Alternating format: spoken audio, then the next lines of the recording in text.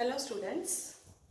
In the last class we had talked about moving coil galvanometer, and I told you that moving coil galvanometer is a device which is used to detect current, and it can't measure current.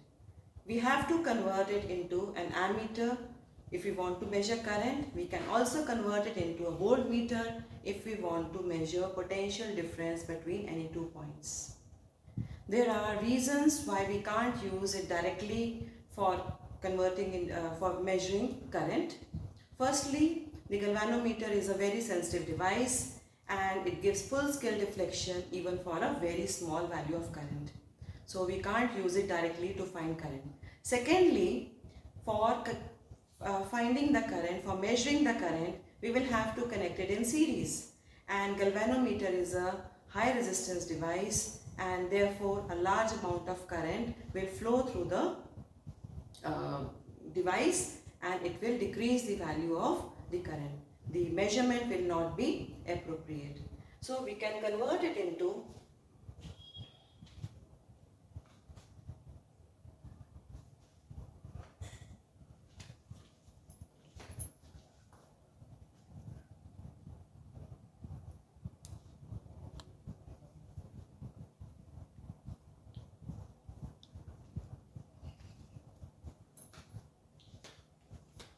Hello students. In the last class, we talked about moving coil galvanometer. A moving coil galvanometer is a device which detects current. It can't be used directly for measurement of current or for measurement of potential difference. We can convert it into an ammeter or a voltmeter as our need. There are reasons we can't use it directly. Firstly, because galvanometer is a sensitive device and it will show full scale deflection for even a small value of current. Secondly, the galvanometer will have to be connected in series and it is a high resistance device. Therefore, it will decrease the current in the circuit. So, we can connect it into we can convert it into an ammeter by using a very small resistance. Let us see how. To connect it, to convert it into a galvanometer, say we have a galvanometer and this galvanometer has a resistance G.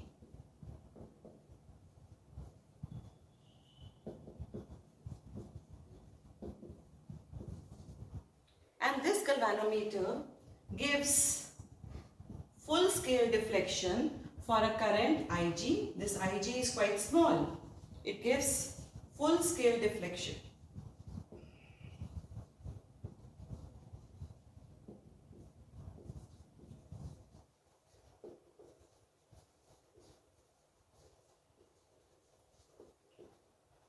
And now we want to convert it into an ammeter of range I, 0 to I.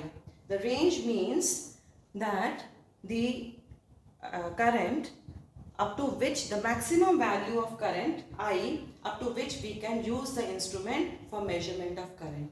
It can be say 100 milliamperes, 200 microamperes, 5 amperes, any value we can choose. So this is the range of the ammeter. This is the required range of the ammeter. This is the galvanometer. What we will do, we will connect a small resistance in series. This small resistance is called as shunt resistance. Now this instrument, along with the resistance S, it has become an ammeter of range I. When we pass a current I through it, Ig will flow through G and rest of the current I minus Ig will flow through S. At these 2 points, let us find the potential difference. Potential difference across the galvanometer at these 2 points, say A and B, equals to potential difference across the shunt resistance.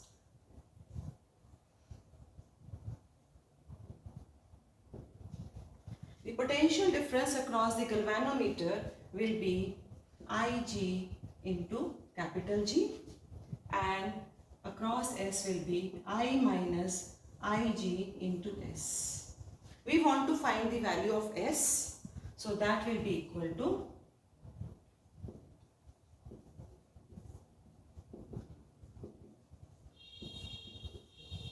So whenever we want to convert any galvanometer into the required range of ammeter, we need to connect a small resistance, a shunt resistance in parallel, and that can be found using this Ig, G divided by I minus Ig.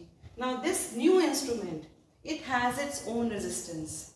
Its resistance is less than the galvanometer resistance.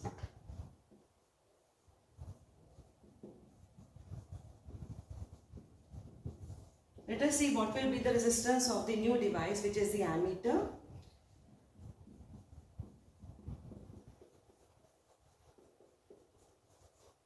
This is because the galvanometer and the shunt resistance, they are in parallel.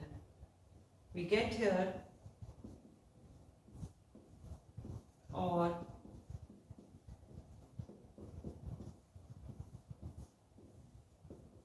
this is the resistance of the ammeter, and this resistance is less than S and also less than G.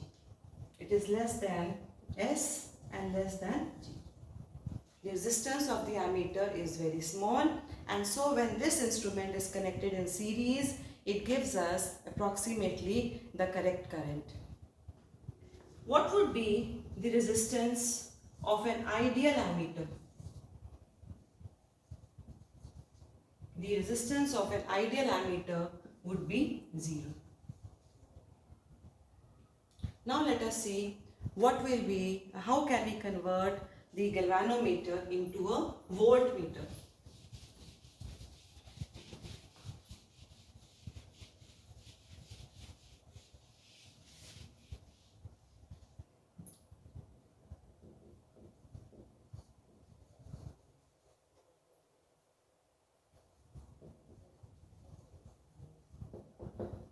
Again, let us take the same galvanometer. The resistance of the galvanometer as G, Ig as the current for which galvanometer gives full scale deflection, and let us select the range of the voltmeter as V. So 0 to V is the range of the voltmeter. Now to convert the galvanometer into a voltmeter, we connect a high resistance R in series, and this new device is the voltmeter, a high resistance instrument. When we pass a current Ig through it, then let us find the potential difference between these 2 points. It would be V. We have chosen V as the range.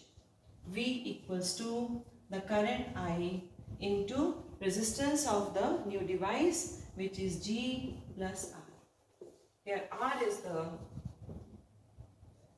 high resistance or large resistance which is connected in series to the galvanometer to convert it into a voltmeter. We want to find the value of R here, so we can write or R is equal to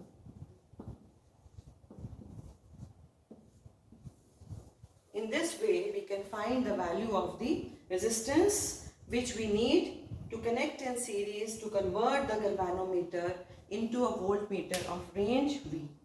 Now this new instrument, here we are having two resistances in series. So it becomes a large resistance device, and the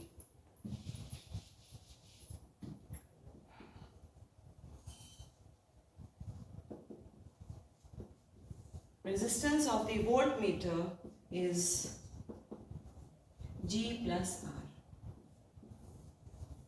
This resistance is greater than the resistance of the galvanometer, very much greater, and also greater than the resistance that we have used. And what would be the resistance of an ideal voltmeter? An ideal voltmeter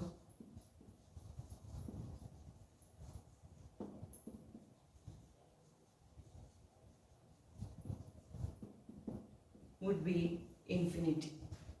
If it has a large resistance, then when connected in parallel, no current will pass through it. The voltmeter, being a large resistance instrument, it is connected in parallel across the 2 points wherever we want to find the potential difference.